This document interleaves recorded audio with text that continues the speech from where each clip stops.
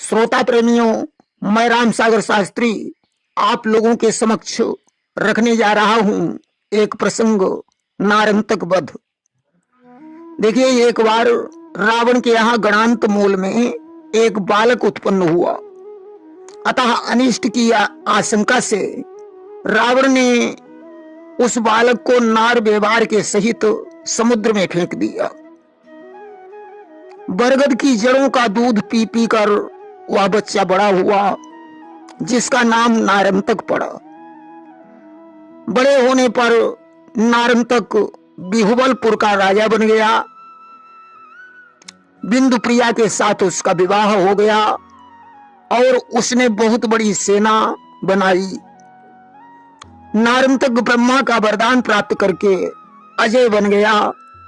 ब्रह्मा जी ने नारंतक से कह दिया था कि सुग्रीव के पुत्र दधिवल के अतिरिक्त संसार में तुम्हें कोई नहीं मार पाएगा। रावण की मृत्यु हो जाने पर रावण को नारंतक की याद आई और उसने बिहुबलपुर से नारंतक को बुलवाया। पिता की आज्ञा का पालन करना अपना धर्म समझकर नारंतक सेना सहित लंकापुरी में पहुंचा कि यही रावण के मर जाने पर रावण ने उसको बुलवाया। पितु आज्ञा पालन धर्म समझ वह वीर वहां फौरन आया।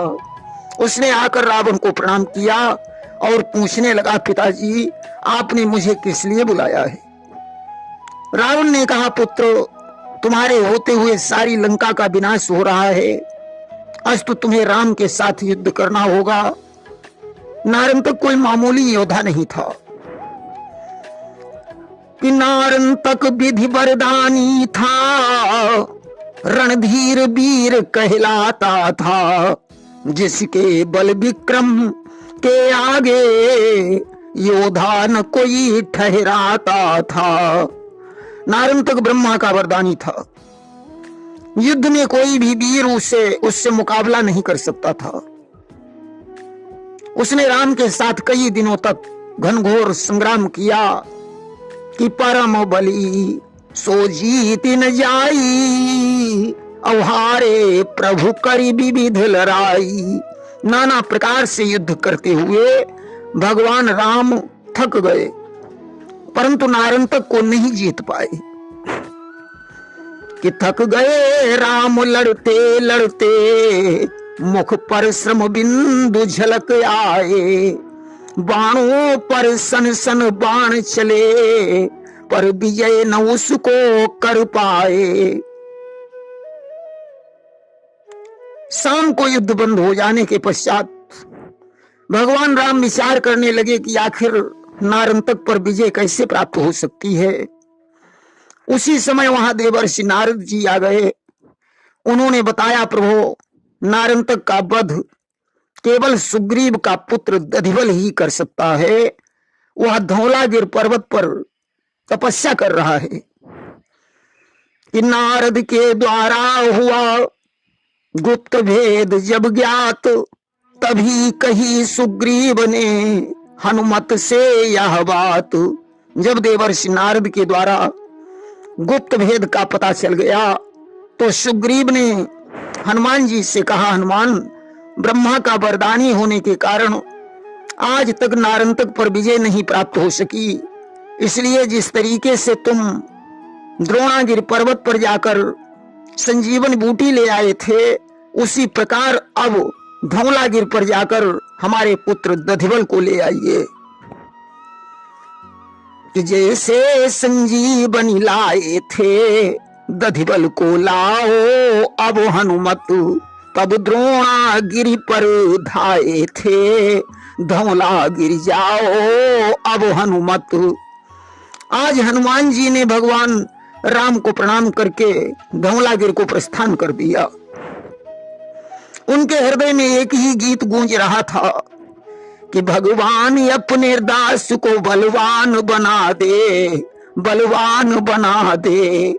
लेना है अगर काम तो अब शक्ति बढ़ा दे, अब शक्ति बढ़ा दे। मैं हूँ सदा अपूर्ण, तू परिपूर्ण है सदा, परिपूर्ण है सदा। भिक्षा मुझे भंडार से कुछ और दिला दे, कुछ और दिला दे। आज धौलागिरी पर्वत पर जाकर उन्होंने दधिवल को देखा, सुग्रीव का संदेश सुनाया। हनुमान ने कहा लंका में युद्ध हो रहा है, अष्ट नारंतक पर विजय प्राप्त करने के लिए तुम्हारी आवश्यकता है। आज पिता की आज्ञा का पालन करना अपना धर्म समझकर दधिवल ने हनुमान के साथ तत्काल प्रस्थान कर दिया।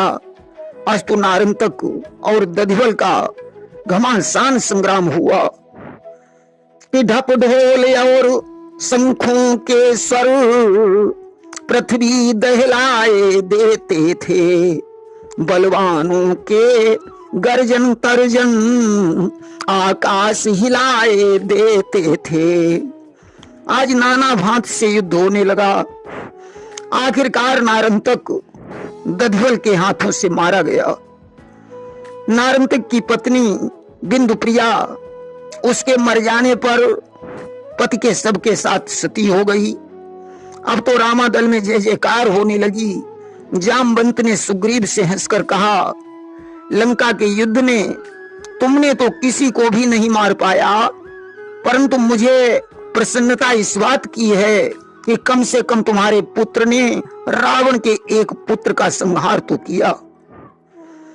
हनुमान जी ने दधिवल की बड़ी प्रशंसा की कि आप निश्चय ही प्रशंसा करने के योग्य हैं। दधिवल भगवान राम और अपने पिता सुग्रीव आदि को प्रणाम करके पुनः धौलागिरी पर्वत पर तपस्या करने के लिए चला गया।